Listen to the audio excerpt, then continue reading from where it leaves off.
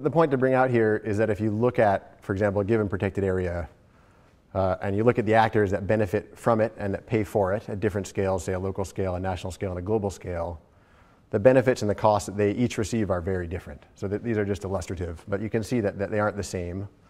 And a couple of really important generalities can be drawn out of this. The first is that very often costs are focused while benefits are dispersed. The classic sort of case, this would be carbon. A community or a government has to pay the opportunity cost of not using a forest for logging or for agriculture if they want to protect the carbon value. That's something that the global community benefits from. Another sort of common generality here is that costs are often short-term, while benefits are longer-term. This would be the case, for example, in creating a marine protected area to manage fisheries. We're asking, in that case, for fishermen to forego a catch in the present, presumably for a greater catch in the future. And the final, perhaps not so common but important generality to draw out is that costs are very often quite a bit more palpable than the benefits. So if a lion kills your cow, and it's one of your 3 cows, or if a monkey eats your crop, that's an immediate fiasco. And it's much more palpable, even if the value in economic terms is sort of the same, than all the little bees that are fertilizing the grass that the cow eats and all the beetles that are digesting the nitrogen. Anyway, so it's perceived differently even if the sort of economic number adds up. The second sort of set of points here is the importance of working at the margin.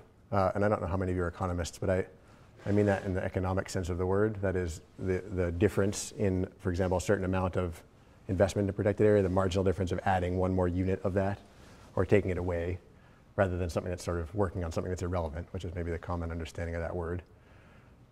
And in that area are sort of 3 points to add. One is the need to be careful extrapolating. The thing that got some of the people's hackles raised when Bob Costanza published his sort of seminal work in 1997 about ecosystem services was that he'd extrapolated from site-specific values to the sum total of areas that might include, that might have those services. So say from 1 kilometer of beach, which may have a $50 value of tourism, to all the beach in all the world, which should have $50 times the total number. And that there's a potential error there because those services can go up or down depending on how the pattern looks.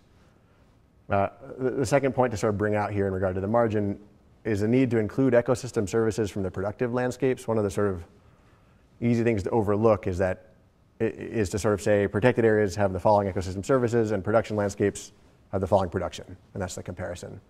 But in reality, there's quite a bit of value of ecosystem service from production landscapes as well, and it's important to take that into account. And the final point here, I think, is at the very least to be transparent about the difference between total and marginal value. I have sort of a bias here about thinking that total value is actually sort of a deceptive thing to say at all, but to at the very least be transparent about it. Starting by just adding in one ecosystem service to what you'd otherwise think of as the sort of market values of the land, timber and ag, you get this straightforward sort of result that carbon value exceeds, that with carbon value, the green scenario exceeds the value of the business as usual scenario. If you add back in management cost, business as usual starts to win. And if you add back in this somewhat undefined bundle of good things that people perceive as coming from these protected areas, as based on a willingness to pay study, again, green looks like a good choice for this region. Maybe the interesting bit is to sort of bring out some of the complexities in doing this, even though that looks sort of straightforward. One of them would be to note that management cost, while it's a cost, is also something that benefits the local economy. Some of it, maybe most of it, not all perhaps, goes to hire local people, goes to buy stuff from the local economy. And so it has to sort of appear in both columns. Another interesting thing to consider is that local value from agriculture may be actually closer to the gross return than the profit. That is, the standard assumption would be to say the value of ag is the profit. These guys earn this much, the rest is their cost. But in fact, again, many of those costs happen locally. Those guys are buying their inputs locally, they're hiring people locally to work on the farm and so on, and that suggests that those values should go up as you try to do a better job of this analysis.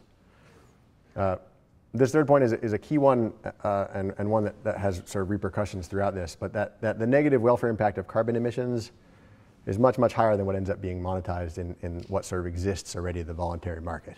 That is, the cost to society of each ton of carbon is much more than what's being paid now per ton. And if you go with inflated estimates from the Stern report, it's something like $35 per ton rather than 7, or DEFRA, I think, has a similar number. And that's important because that's a difference in what society gets versus what gets locally, even if a transaction happens, which isn't happening in most cases.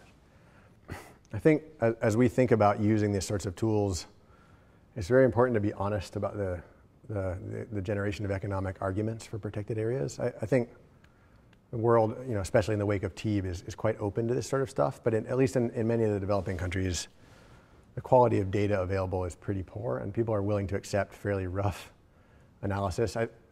And in particular, for example, that issue of total benefit versus marginal benefit is one that often gets confused.